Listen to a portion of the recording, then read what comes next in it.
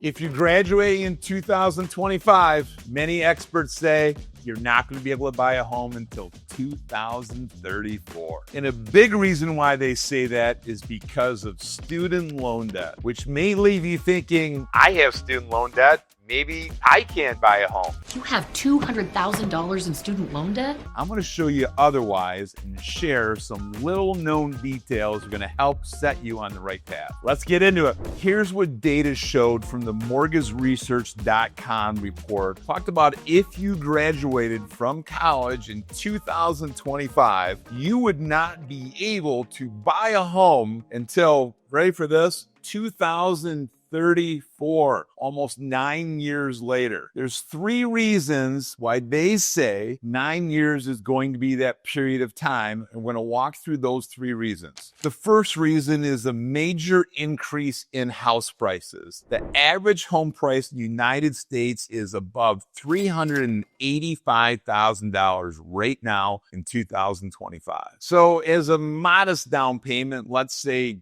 10%, you would need nearly $38,500 just for the down payment for that property. In addition to home prices rising, the starting average graduate wage is about $64,000. That's across the entire country. There are markets higher, markets lower, but that $64,000 is the number. So if you're making student loan debts and you got a bunch of other stuff and whatever else out there is $64,000, it takes a heck of a long time to save up a modest down payment just to start with. Speaking of student loan debt, let's talk about that. The average grad is graduating with over $36,000 in student loan debt. Some of you are like, oh my gosh, that's awesome. I have way less than that. And I look at people's credit reports every day, and I tell you, a lot of you are saying, oh my gosh, I wish I only had $36,000 in student loan debt. What does that mean from payment? It means a payment of just over $400 per month to make the minimum payment on that $36,000.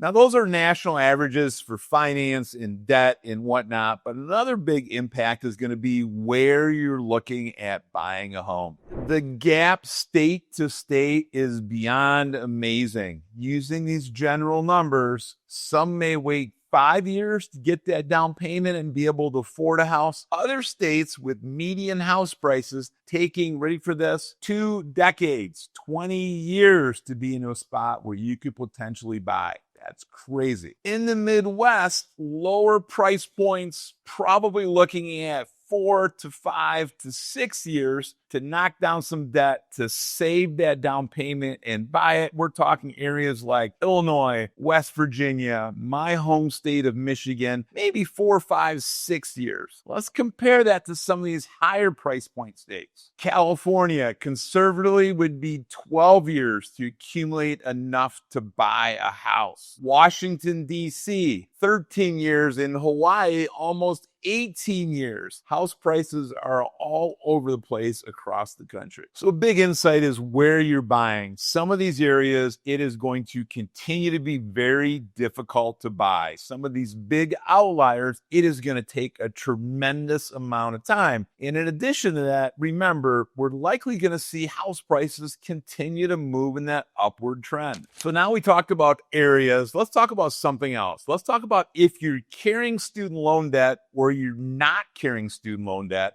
and how that affect your ability to buy a home. So if you graduated in 2025 and you didn't have any student loan debt, probably around 2029 is when you could save enough to get a down payment, start earning enough that your debt to income would put you in a spot that you could buy in many areas in the country. If you do have student loan debt, that can delay you an additional 5 years on average. So we just went through a bunch of doom and gloom and why you can't do something and why everyone else can. It's going to take you all this time, blah, blah, blah. I'm going to give you some reality like your uncle, your crazy uncle. I'm going to tell you this. Student loan debt, big key. If you're watching this and you're in the middle of taking on debt, I will tell you this and make this advice. Please listen to me on this. Take on as little debt as you possibly can. It is really nice to live in a luxury apartment when you're in college and you got a sweet digs and you're taking on 12 credit hours and you're going out 3 days a week. All that, you take on this extra student loan debt because it's free money. Tell you what, it's not free money. You're going to be a time that you're going to have to pay that back, and your future self will thank you for taking on a little delayed gratification. Embrace the suck. Take on as many classes as you can. Get out of college as fast as you can. Drink some junky beer and some okay food for a period of time to get from point A to point B. When you're out and you do have student loan debt, become obsessed about paying that debt down. Get that paid off. I see too many people that think at some point someone's just going to erase their debt. My professional opinion, it isn't going to happen. And if you continue to wait for something else to happen, that day never comes. 5 years, 10 years, 15 years comes. Get after it. Get after that debt. Continue to live that lifestyle that you had in college, that super conservative lifestyle, and pound down that debt and get you to a spot that you're going to be able to buy a house when that debt's behind you. And I'll tell you, many of you had to take on student loan debt to get through school. That's a reality, and I 100% get it. I want to talk about some options when we get some of that debt put behind us, or even some loan options that are going to allow us to carry some debt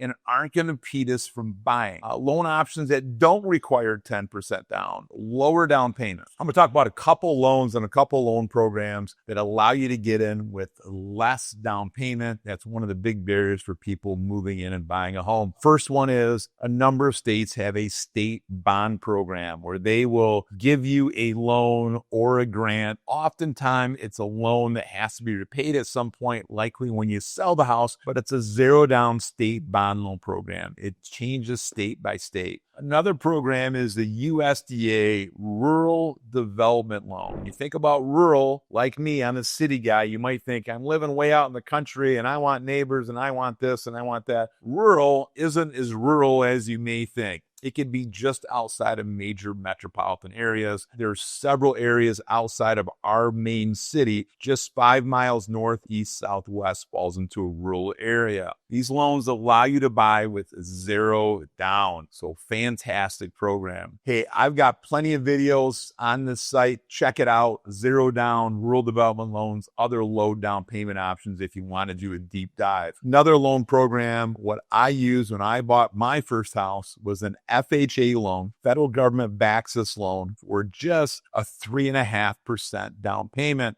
And the down payment can be a gift from a family member or a family type relationship. A good real estate professional can help you potentially negotiate to get the seller to pay some of your closing costs and prepaids, so the cost to get in is even lower. FHA has specific rules related to student loan debt where we can look at possibly using a lower monthly number or some different variations of that student loan debt. Another idea related to buying a home is looking at house hacking and looking at buying a single family residence where you rent out a couple of the rooms to friends that can help offset pay, or maybe you even find a multifamily property where you live in one side and your tenants live in the other side, and you can do that up to a 4-unit.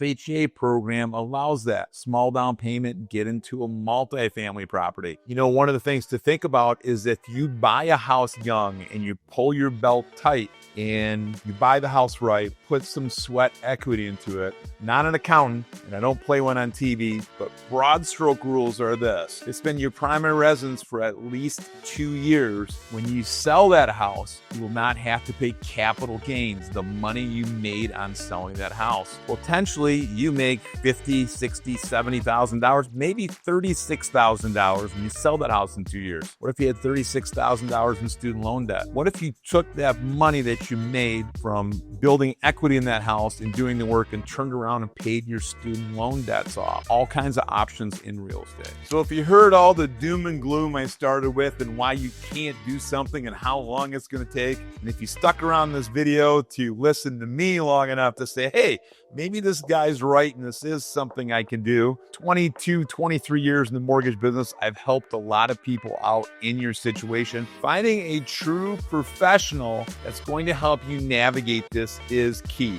I'd love to be your guy. I work through several states throughout the United States. I'd love to give you some great advice. If it's not me, find a professional, someone that's going to answer the questions, someone's going to set you on a path to home ownership instead of just telling you they can't do it. I often joke that, hey, we can't do something right now, but you know what? Let's put a game plan together. 1 year, 2 years, 3 years. Why say no when yes feels so good? Would love to connect with you.